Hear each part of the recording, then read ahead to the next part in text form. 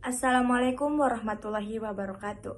Perkenalkan, nama saya Sirin Fitri Fayana Sibuan, NIM 0103241007, Prodi Pengembangan Masyarakat Islam, Fakultas Dakwah dan Komunikasi, mata kuliah Hadis. Baik, saya akan menjelaskan hasil PPT saya yang berjudul Seorang Tuan Tidak Boleh Berkata kepada Budaknya.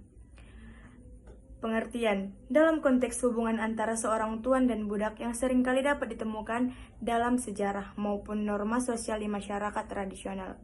Beberapa hal yang menjadi batasan atau larangan bagi seorang tuan dalam berkata kepada budaknya.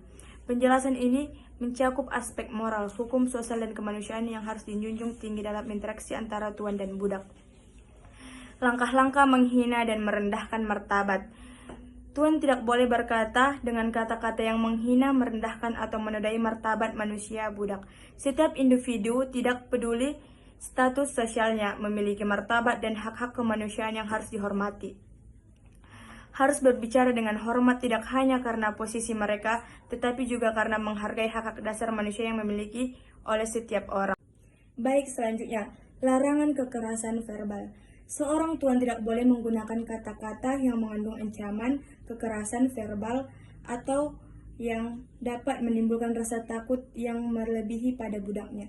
Kata-kata yang bernada kasar dan penuh ancaman hanya akan menciptakan hubungan yang tidak sehat dan penuh ketakutan, yang tentu saja berdampak negatif pada kesehatan psikologis budak. Baik, selanjutnya, larangan menggunakan kata-kata mengandung diskriminasi atau rasisme. Seorang tuan tidak boleh mengucapkan kata-kata yang mengandung diskriminasi rasial, etnis, agama, atau jenis kelamin.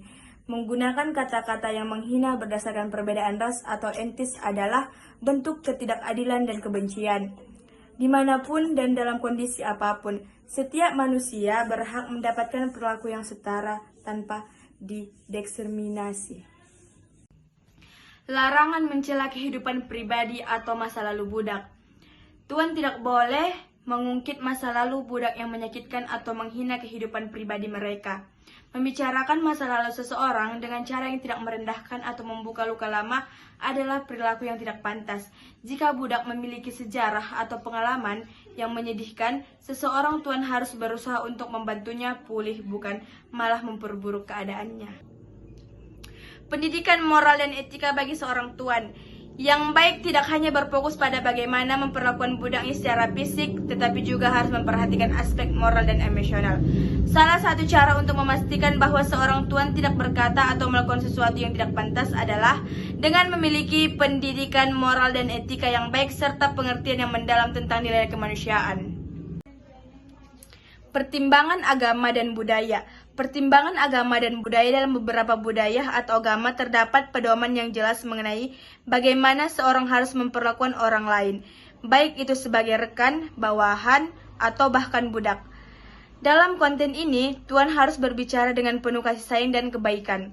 Dalam banyak ajaran agama, bahkan hubungan antara tuan dan budak diatur untuk memastikan adanya keadilan dan keabaian dalam interaksi mereka. Sekian dari penjelasan saya akhiri dengan salam. Assalamualaikum warahmatullahi wabarakatuh.